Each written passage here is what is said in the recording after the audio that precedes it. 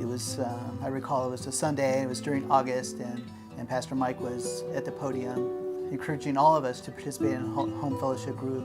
Having the commitment, or being in a commitment to a small group, was something that both Fred and I knew we needed to do.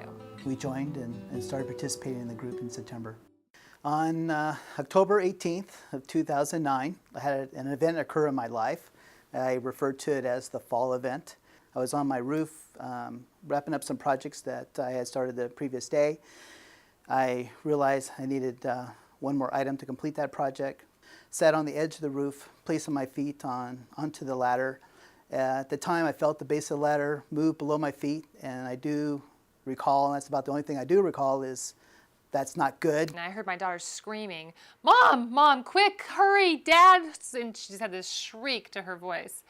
So I jumped up and I ran out to the front door with the other kids and found Fred laying on our front porch on the bricks. And I saw blood pouring out one side of his ear, the rest of his head was just blood everywhere. So immediately I said to the kids, "Quick, get the phone, call 911. They did that, and within a few minutes, thankfully, as the kids and I really just stood over Fred and just prayed and cried all together, they arrived, they got him strapped in very quickly, and the next thing I knew, we were all headed to the hospital. I was awake, I was looking at the ceiling, there was holes in the ceiling. I looked to my right and I saw someone wearing this navy blue shirt, and I asked him who he was, and he politely said we were taking a ride. So when I got into the ambulance, I'm thinking a million things, watching all the sirens go on, and my first thought was, call Diana Antone.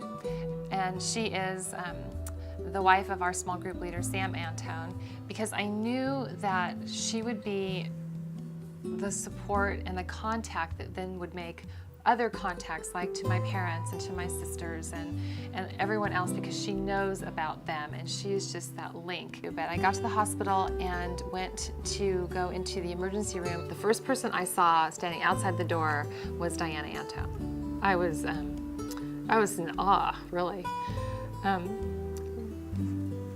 It just meant everything to me. It just showed me her availability, and it showed me that no matter what, no matter when, no matter what time, that she was there and she would show up. Over those 4 days while Fred was in the hospital, it was so difficult. It was so difficult to think about what was it like to set the table at night and not have Fred be there, and have people call around that time and say, "Can we bring you a meal? How can we pray for you?" If I checked my email, it was, "Here's a verse for you for the day, Lynn. I've been lifting you up," and it was always someone from our small group. Our whole small group kept in contact with us through email or phone calls, whatever it was, whatever needed to be done. It's like what Pastor Mike says, it was that attapat. I can't imagine going through what we went through without the community of our small group. They were there, you know, for my family when I was unable to, and it really meant a lot. I'm grateful to share with all of you now that I am completely healed 10 weeks later. God's grace is awesome, and grateful for His blessings, you know, for getting us through the circumstances that we're in. I'm Fred Sanchez. And I'm Lynn Sanchez, and hopefully it's quite obvious to each and every one of you that being in a home fellowship group has made all the difference in our lives, and we will never be the same.